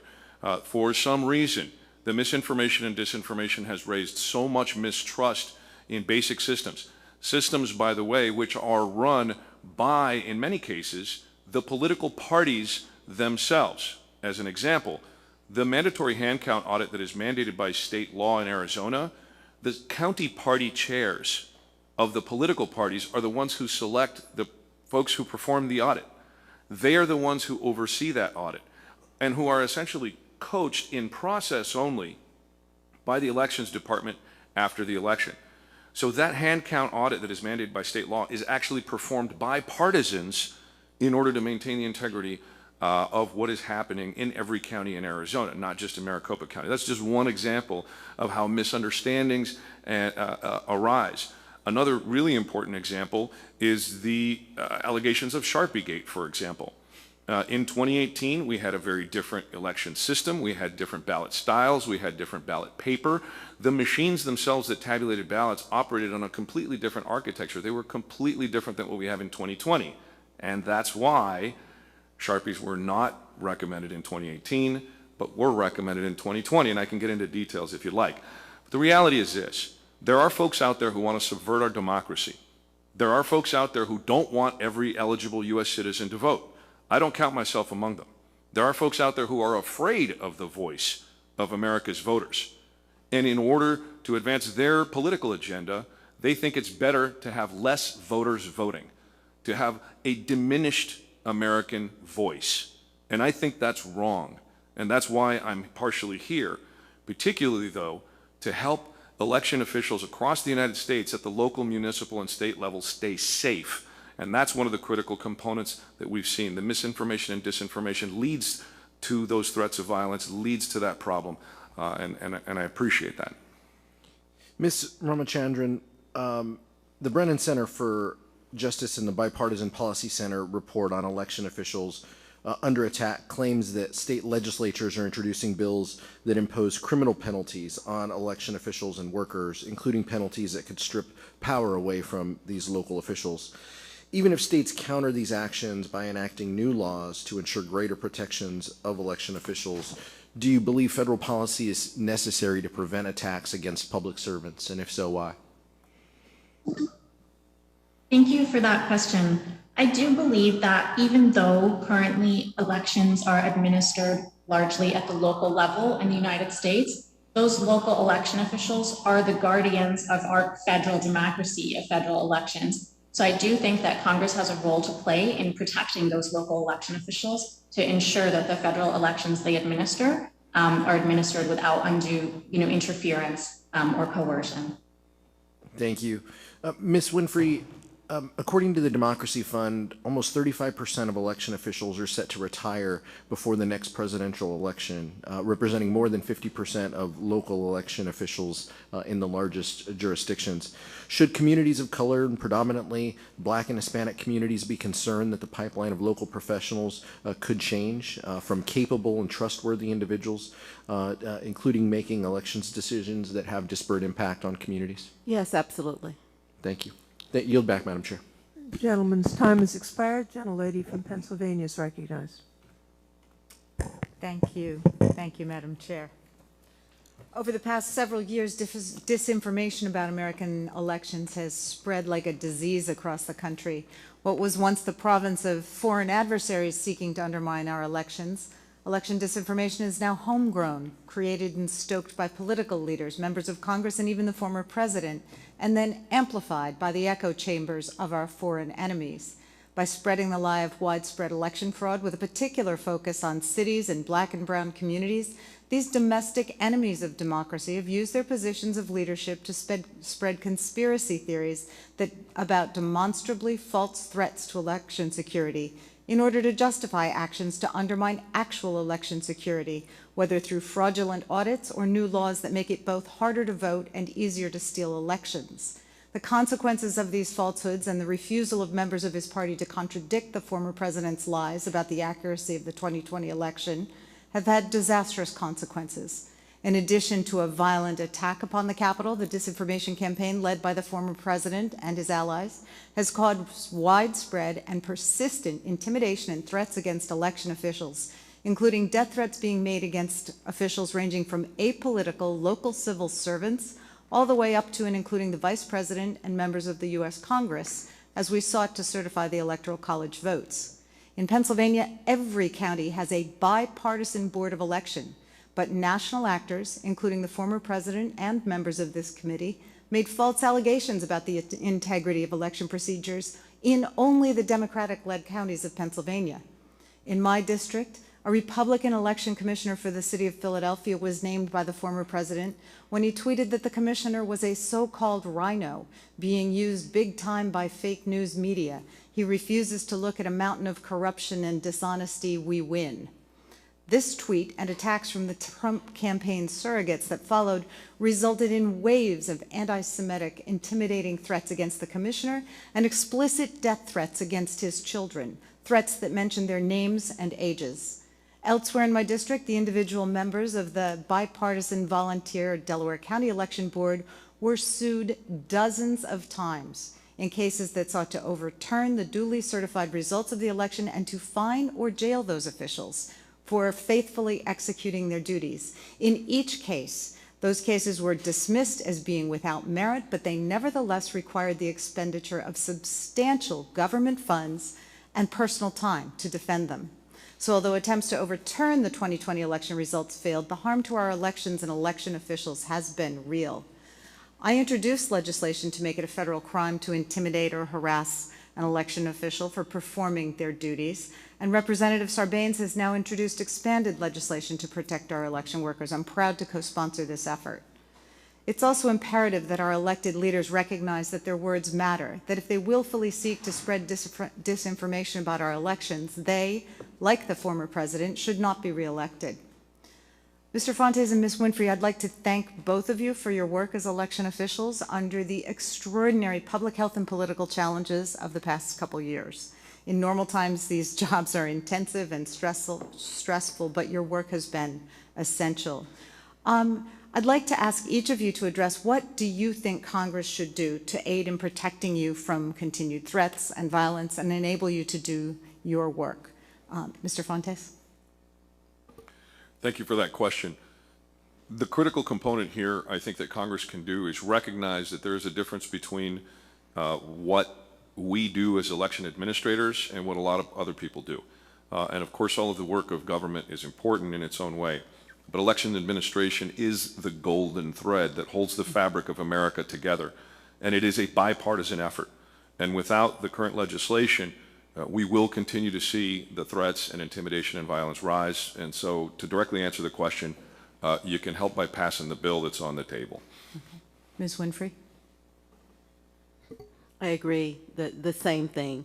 We need laws to protect us. We're simply doing our jobs. I'm nonpartisan in my job, and as such, me and my staff, we shouldn't be threatened. We shouldn't do the job fearfully. All we want are clear, clean, fair elections. Thank you. And I don't see the clock where. 12 seconds. Okay, then I will end by asking unanimous consent to enter 3 articles in the record, 2 articles detailing the threats and intimidation experienced by the Philadelphia Election Commissioner and his family, and a 3rd article from the New York Times dated July 2nd, 2021, entitled, "After a Nightmare Year, Election Officials Are Quitting." And I yield back. Without objection, those will be entered into the record, and the gentlelady from New Mexico is now recognized. Thank you, Madam Chairman. You know, today we're holding this hearing to talk about how the big lie by Trump and his allies that this presidential election was stolen has led to threats of violence, and here at this Capitol, actual violence. And I am incredibly disappointed that our Republican colleagues have not addressed the violence and the threats itself, which is what this committee hearing is about today. They have not listened to your testimony and the difficulties that you have faced, that your families have faced, and that your colleagues have faced, and those you supervise. And that is a difficulty that I apologize that this entire committee has not focused on as equally as others. So I wanted to ask a little bit about the connection that you see and how you experience the connection between what we saw here on January 6th and what the nation heard in testimony yesterday from the police officers who faced torture, violence, pain, and asked Congress to do something about it. So I'd like you to talk about how you see that connection with what you yourselves are facing. Mr. Fontes. Thank you for that. If I could, this isn't just about me or Clerk Winfrey. This is about all election officials across the country. We are a unified band of bipartisan brothers and sisters and cousins and aunts and uncles. We learn from one another, we exchange best practices, and we certainly do share our experiences. And I think I'm joined by so many people across the country looking in horror at what happened here on January 6th, but also what could have been just after the election in November of 2020. We had armed almost rioters in Maricopa County. We had Alex Jones and the Q Shaman literally arm in arm shouting my name and shouting for other election officials in the parking lot. And their compatriots armed with some pretty heavy-duty firearms. And I know, because I was a range coach and marksmanship instructor in the Marine Corps, I know what kind of damage those weapons could do. And that was certainly no civil act of protest. That was not a grievance. The presence of those weapons in this environment was a threat. And that was very difficult. It was a step away from what happened here. And I hope and pray that everyone will pay attention to this, because the Republic depends on folks like us who work in a bipartisan way, who work, Republicans and Democrats, independents, libertarians, Greens, everybody works together to do this across the country. And this, it needs to end. The motivation behind these threats is the lie. That needs to end. Reasonable people have to come together in the United States of America to say enough is enough. And folks like us who just want to do our jobs, who just did our jobs, need to stand up and I think say the same thing. And I think Clerk Winfrey would agree with me on that.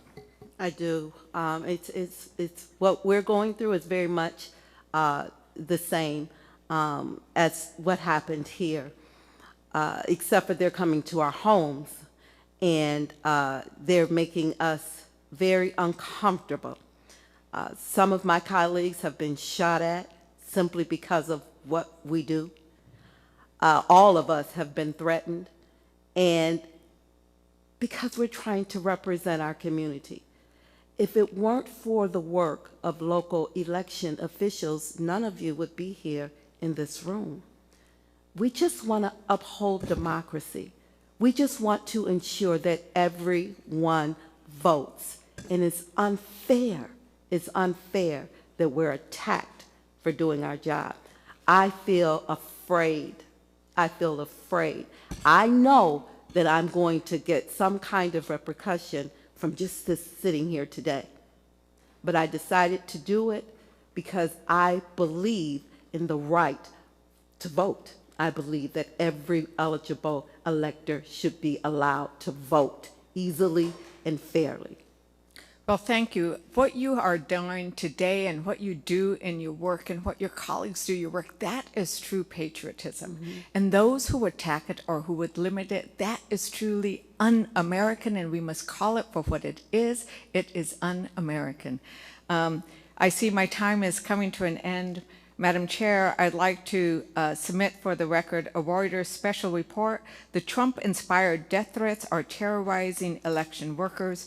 And similar to the Brennan Center report, it documents just incidents after incidents of violence threatened against those who carry on and uphold our democracy on a day-to-day basis. Madam Chair. Thank you. Without objection, those items will be put into the record. I now recognize myself for a few minutes of questions. First, let me thank all of the witnesses for the testimony that they have provided. It's important to inform this committee and the American public what we as a country are facing. You know, I heard from both of you, local elected officials, about the threats of violence related to simply counting the ballots. Mr. Fontes, I wonder, you alluded to, you know, the concern in the parking lot. Can you describe, give us a picture, if your words, draw us a picture for what was around Maricopa County's counting site? Thank you, Chair Lofgren. The front parking lot, if you will, of the warehouse is framed by 3rd Avenue and Lincoln in downtown Phoenix, Arizona. And the parking lot is sort of framed on the north and the west by what's almost a two-story building. On the west, it's a two-story building, but a rather large off-the-ground part of the warehouse on the north side. And in the parking lot itself, we made sure, in working with security officials, that the folks who wanted to come out and share their grievances, like the First Amendment says, petition their government for that redress, had space enough to be able to have their voices heard. Now, we didn't put up a security fence and a perimeter until after some incidences where folks had literally forced their way into the lobby. We tried to keep it as open as possible. We tried to be as transparent, as open as possible with the media and members of the public as well. Can I follow up with a question? Because, you know, I was in local government for a long time, 14 years. We ran the elections. We had the registrar of voters. We never had a situation where people came and demonstrated while the votes were being counted. People, you vote, you have elections. That never happened. Was demonstrations about counting the votes, is that being fueled, in your judgment, by the big lie? Well, Chair Lofgren, we've never had a sitting president of the United States of America say, if I lose, it's because there was fraud. We've never had a group of politicians in the United States of America willing to carry on with that kind of sycophancy, with that kind of irresponsible deterioration of the confidence that the American people should hold in our most fundamental of institutions. We've never been here as a republic. And we can see now how fragile this democracy, this experiment in democracy really is. And it is disappointing, to say the very least, that we've gotten to the point where folks like my former staff and folks like Clerk Winfrey's current and future staff, election officials across the country who just want to do their jobs. They just want to be the folks who get that work done because they know how important it is. We all know how important it is. Again, to parrot Clerk Winfrey, none of you would be here if it wasn't for local election officials. We've never been here because we've never had a significant group of elected officials in this country irresponsible enough to render asunder the confidence that we have in our election systems. It is a horrible new place that we find ourselves in, and we have to end it. And in your judgment, does that really threaten the future viability of our democratic republic? Madam Chair, we were just a few minutes away in this very building on January 6th from not carrying through with our constitutional duties, which was, up until this year, a normal, everyday, regular, boring process. We are in dangerous new territory, Madam Chair, in my view, and unfortunately we have to fight to get back to where we ought to be. Thank you. Clerk Winfrey, prior to 2020, did you ever have demonstrations about while the votes were being counted in Detroit? Yes, we have. Not to the level that we had in 2020, but yes, we would have challengers, Republican and Democratic challengers in the TCF Center, and sometimes they would bump heads, but not to the level where they were banging on the walls and saying and yelling, "Stop the vote." We never had it like this. We never had to have police officers and armed officers in the room with us as we tabulated votes. Well, I want to thank you for speaking out, both of you and all the witnesses, but especially the local elected officials. You will be going home, and hopefully you will be safe when you go home. But we do thank you for your testimony as well as the other witnesses. I will just note that, yesterday, 3 members of this committee that also serve on the select committee investigating the insurrection, and we heard very difficult testimonies from really 4 amazing police officers who